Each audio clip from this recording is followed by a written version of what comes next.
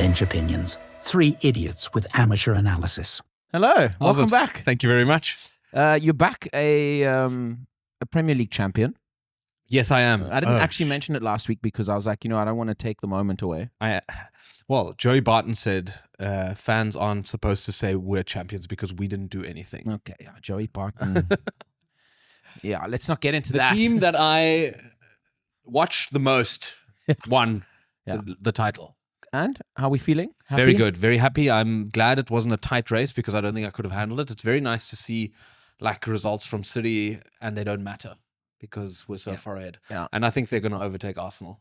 That's the fall has been hectic from Arsenal. Yeah. I think if we can quickly touch on that actually. First of all, fantastic performance.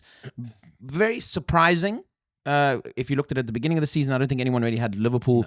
No. But maybe the fact that there wasn't that crazy amount of pressure on someone like Slot coming into a mature, quite settled squad is a good recipe for success. Yeah, definitely. I think what Jurgen Klopp left him, which he mentions a lot in interviews, to be fair, was a very stable environment so that he could just sort of find his feet, tweak one or two things, and off they went. Yeah. Will be interesting to see how he does next season when he gets a transfer window to buy and sell. Yeah. I don't think he's going to change the manner in which he plays that much. It would be the one thing that I think Liverpool fans have been not critical but have questioned a little bit is how little he's rotated this season. Yeah. How little trust he has in the rest of the squad. Yeah. And if he does strengthen the squad with players that he wants, whether he does sort of give himself a little bit more breathing room because the Oaks were tired. Yeah, for sure.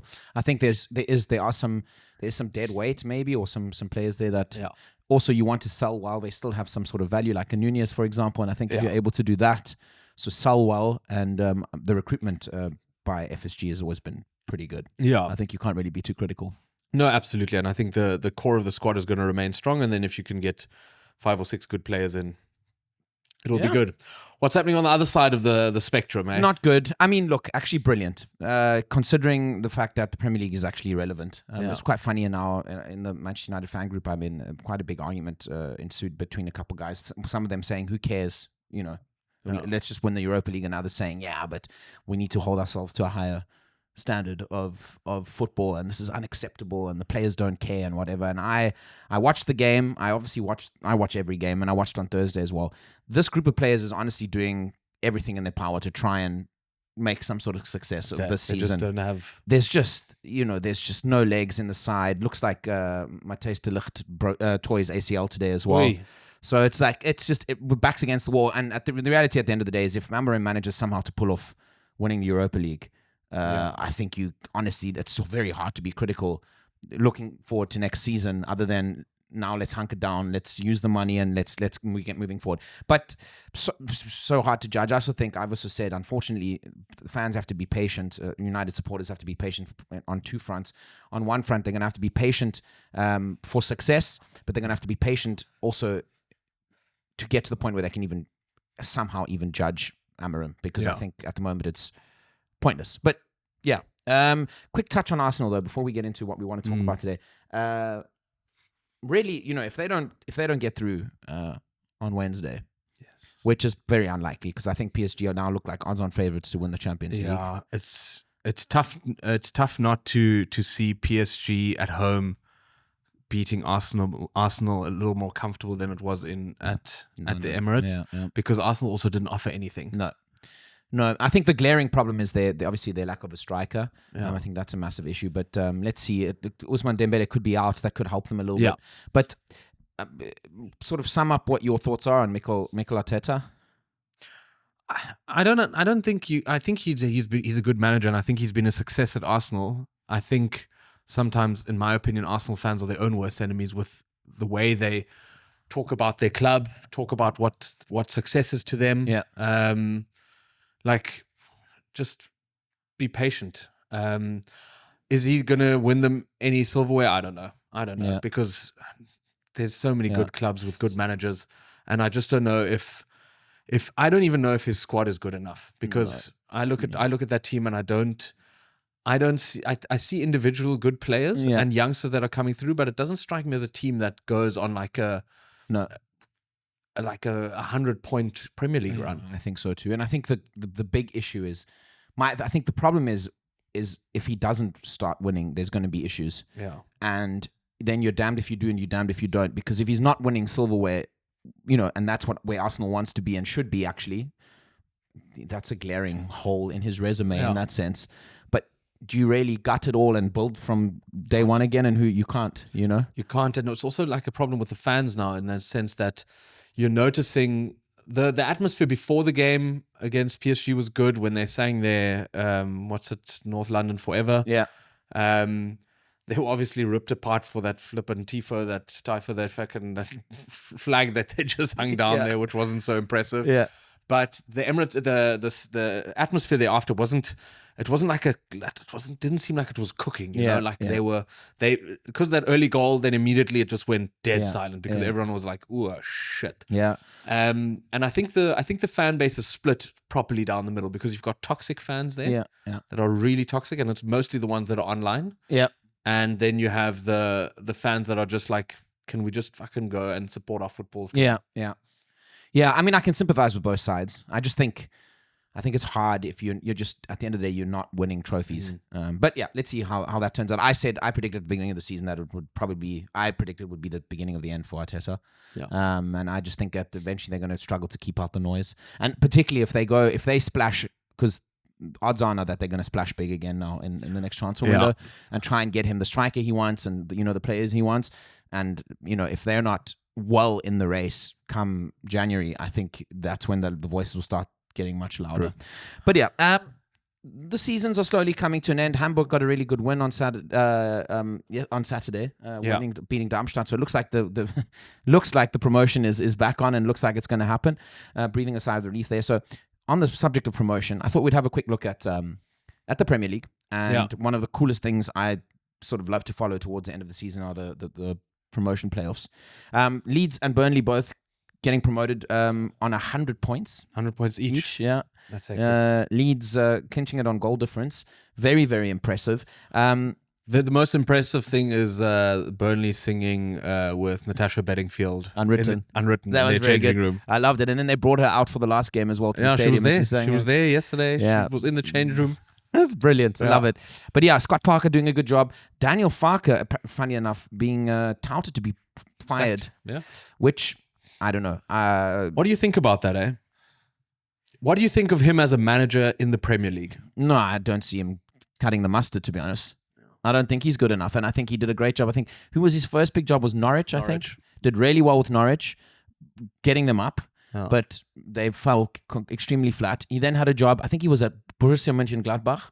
Didn't last very long there. And now he's back at Leeds and he got them. Funny enough, Farke and Scott Parker, two similarities in the sense that both of them are great championship managers, it seems. Yeah. I was speaking to someone about this, the risk a club would take by doing that, by firing a manager who's just gotten them promoted before the new season starts, because it's so unorthodox and unheard of. You are putting yourself under a lot of pressure because if that doesn't work out, you've really, really, really put the whole fan base against you, because it's almost like the way things go. If you get promoted and, like, let's say 6 months in, you decide your manager's not good enough, and then you promote, you get a new one in. The fans aren't really, they don't really have a reason to be that upset because that was the guy who got you up. Exactly. But to go this way around and to fire someone before a ball's been kicked is. I do know the Leeds fan base are very critical about the kind of football they've been playing. Okay. I think it's so hard to criticize when you get 100 points because obviously they're getting results, but apparently the type of football being played has been very negative. Do they want Bielsa football? Maybe, but that didn't really work out for them either, you know? So I don't know. That's interesting to watch. But let's have a quick look at the teams from 3rd to 6th. Sheffield United seem to just be the classic yo-yo club. Back under Chris Wilder, who's the coach. He's been there before, came back in. They choked a little bit. They were up at the top there for quite a long time. But you would think odds on to probably get back up there if he can get it right. But momentum's not with them. Sunderland in 4th spot, owned by the young billionaire. I don't know if I forget his name, but he's a young billionaire and running the club very well. A lot of young players. So we know if there's any fan base in the world that deserves to be back in the Premier League, it's them. So that would be very good to see. Coventry City is an interesting one. Yeah. Frank Lampard's been on an absolute run with them. He took over, and I think they were somewhere around 18th, 19th when he took over, and he went on a crazy run of games. So could be interesting. I thought Frank Lampard was done. Yeah. I mean, he might also be exactly that, a category for a good championship manager. Yeah. And yeah, because I think you can come in and teach good fundamentals and get guys going. And because you're a former player and a very well-known former player, you can probably get guys on your side. And the spotlight is a different one, especially in the media. In your own fan base, it'll be huge, but the external spotlight is so much less. Just gives you a little bit of time to work, you know? Yeah. I think Amarim said it best when he got here, and he was like, I haven't even seen my squad because I'm constantly in media, doing media duties. Yeah, I mean, I think a stat came out recently that Amarim has done 200 interviews since he joined, sanctioned. Must tell people your plans. Tell him how cock we are.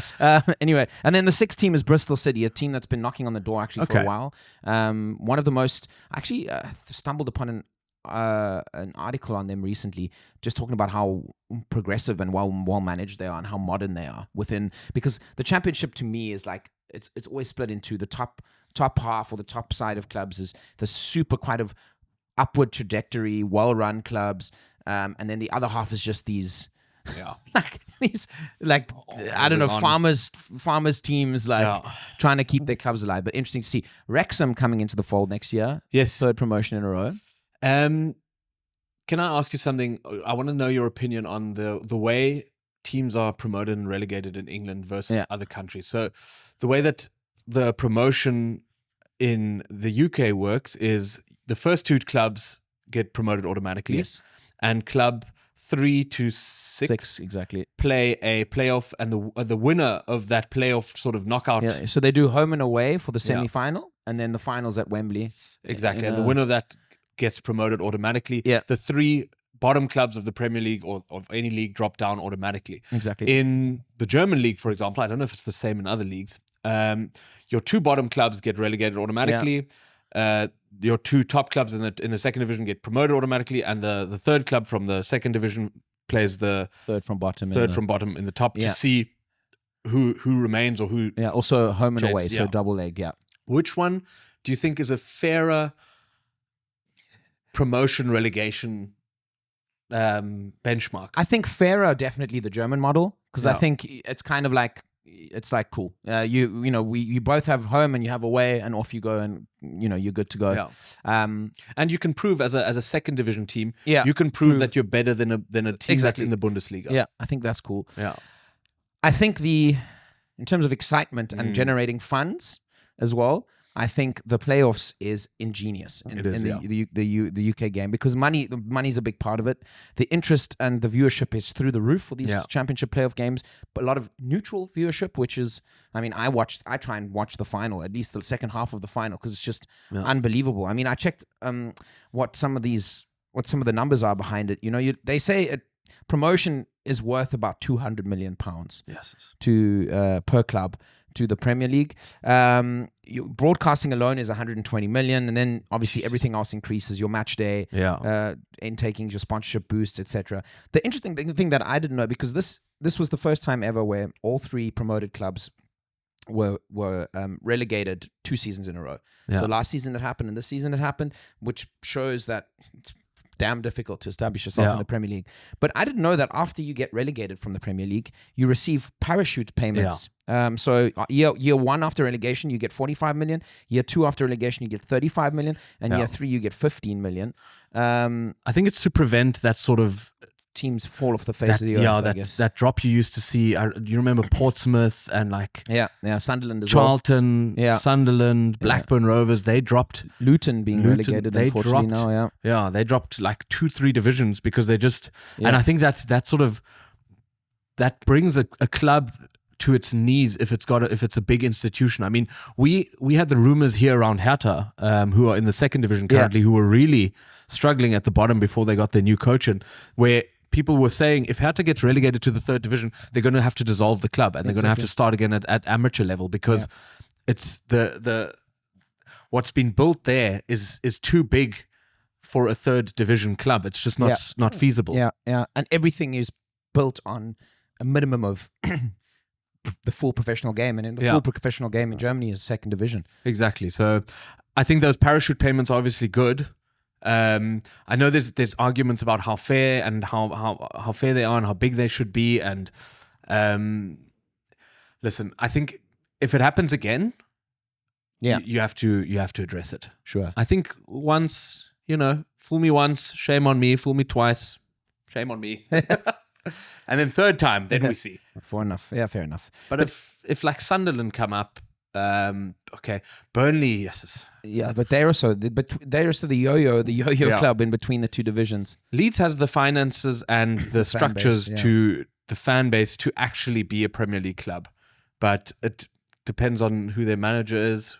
I think the issue now is back in the day you're just quite reliant on big fan bases, big communities to do well as a football club, and now with the privatization, it's not really necessary. Even in a country like Germany where you've got the 50+1 rule, you still have teams like Hoffenheim. Yeah, I wouldn't put Red Bull in the same thing because it's a bit different. But Hoffenheim should never have a team of that size. The town where their stadium has a population of 3,500 people, and yet they have a stadium for 35,000 people. So just none of it makes sense, And now with the modern times, though, because you're able to turn them into such like sponsorship, commercial machines. Look at Bournemouth. Bournemouth have a 12,500 seat stadium, I think. Yeah, and they might qualify for Europe this year. So anyway, yeah, I think those are some great stories coming out of the Premier League. Is obviously at the expense of your club and someone like Tottenham. Yeah.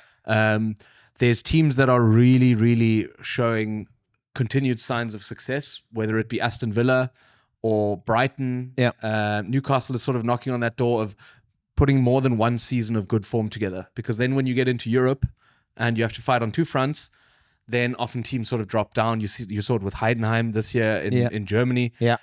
You see it a lot in German clubs that it's just, if you get into those European spots and you're fighting on multiple fronts, it's often too big for them. Exactly. Yeah, it happened with Augsburg as well a while back.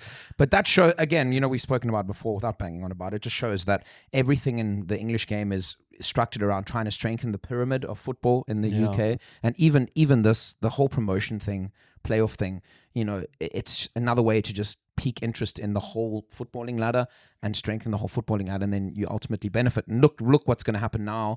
We might have an all-English Europa League final. You might, you're going to have Chelsea you could have an English team winning each of the European competitions. Good, yes. So that shows that obviously the game's benefiting. Yeah. Who do we like out of those playoff teams? Sheffield, boring, so I wouldn't want them, to be honest. I think would be more of the same. I'd love to see someone like Bristol City. I don't like Frank Lampard. I don't like Chelsea, so I don't want. Okay. Although it would be quite interesting to see if he does manage to somehow perform the smash and grab and get them back into the Premier League if he can cut it in the Premier League. But someone like Bristol would be quite cool, I think, because the super fresh name. Yeah, I mean, I'm and partial Sunderland, to Sunderland. amazing. Yeah, of course. I'd love Sunderland to come back. You get another derby with Newcastle, and I think the story that they've gone through is, and it's been documented on that Sunderland Till I Die documentary, is quite a special one.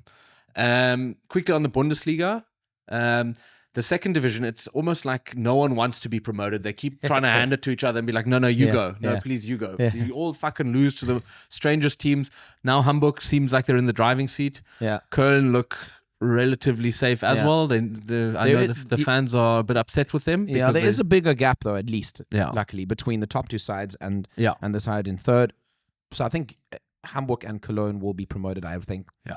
That'll also be good for the Bundesliga. It will be. Yeah, two big names, massive clubs. Yeah. One last question. Interesting to see that a few clubs in the second Bundesliga have fired coaches with like 4 or 5 games left to go. Kaiserslautern did it. Preußen Münster did it. And especially Preußen Münster is showing an immediate sort of new manager bounce. They're trying to avoid relegation to the third division. Yeah, who did they swat aside? They swatted someone aside. Yeah, 5-0. I think it was Darmstadt. No, we beat Darmstadt 4-0. But they swatted someone aside. I think it was Paderborn even, I think. It was crazy. Yeah. Big win. Obviously, maybe like a good strategy if you because Kaiserslautern was at one point knocking on the third promotion spot and just fell off. Exactly. I don't know. I think it's a damned if you do, damned if you don't scenario. I think I'm a big believer in momentum and trend when it comes to teams and football seasons. And I think if you've completely lost momentum with the current manager, to keep him for the last 5 games, if you're fighting to stay in the division, I think it's fruitless. I think it's hard. I think if a manager's coming off, even if you're in a bit of a shady situation, if your manager's managed to get sort of four out of the last 6 points, and there seems to be sort of a development in the style of football or like a trend in the right direction, then sure, I think it's worth the risk. But I don't see why you, particularly when it comes to trying to stay in the division you're in, why you would stick to a coach that has overseen your first 30 games of the season, because I just don't see. And as you said, new manager bounce makes a big difference. It does. Yeah, and I mean, I think if they avoid relegation, Preußen-Münster, then it's obviously proven success, and if they don't, at least they gave it a shot. Yeah. Last question before we move on, and my question is: do you think Leeds and Burnley stay in the division next year or not? I think of the 3 that go up, I think this time 1 might stay up. Okay, and I think 2 might go down again. I think Leeds can do it. I worry for Burnley. Yeah, I just worry for them. For a multitude of reasons. I do know that company did a lot of work behind the scenes modernizing the way the football club works in terms of recruitment. And that's one of the reasons why apparently Bayern hired him at the end of the day, because they were so impressed with his sort of holistic approach to it. Okay. And he left them with a lot of the players that have helped Scott Parker get up now are players that he kind of unearthed and helped develop. So I suppose from that front, cool. But there's also the teams in the Premier League that were usually, down there. Tottenham and United are probably not going to be down there again next year. Fucking hope not. Everton look like they're probably not going to be down there. So then you're looking at teams like West Ham. Wolves are also looking much better. Yeah, that's the thing. Like, who's going to be down there? Exactly. Yeah. That a Burnley, a Leeds, and whoever else can compete with can beat. Yeah. Because everyone seems like they're getting stronger. And you essentially, I think your work is so cut out for you. You have to play so much catch up. Yeah. Getting out of the Championship into the Premier League so quickly, and I'm talking about like whole squads have to be created. In order to become Premier League teams. So yeah. Yeah, but I mean, if we're looking down the line and if we play this out further, what if the same 3 clubs go down again? What is the solution? Do they get more money for being promoted so they can buy more players? Yeah, that's a very interesting question. Yeah, I don't know unless you introduce some sort of other rules around spending and stuff to try and close the gap there. But I don't think the Premier League lives off the big money spent and lives off the whole the Hollywood element of people buying all the best players. So I don't know how you control that. Yeah, it's a tough one. But thank God we only have to cross that bridge when we get there. Exactly. And hopefully neither of our teams ever have to think about that. No. There we go. Thank you very much. Thank you. Good way to kickstart the week. Rugby's up tomorrow, so check that out. Klaus will be back on the couch for that. And then we still have another 2 segments of leftovers and what a week to come up. So, yep. Thank you very much. See you next time.